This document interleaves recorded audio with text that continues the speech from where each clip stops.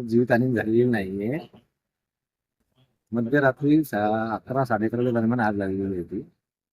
मला कॉल आला फायर कंट्रोलला. लगेच तिन्ही स्टेशनच्या गाड्या काढल्या. येऊन पाहणी केली असता निलेश टेक्सटाईल याला आग लागली होती.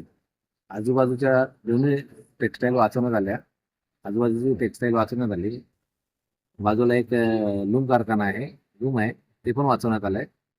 फक्त ही निलेश टेक्सटाईलचं पूर्ण तिन्हीमध्ये G+3 आहे ते पूर्ण झालंय आणि जीवितहानी झाली. नक्की काय होतं यामध्ये, काय सांगणार?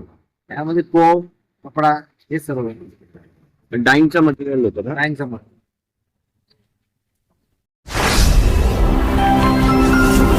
Speed news Bharat.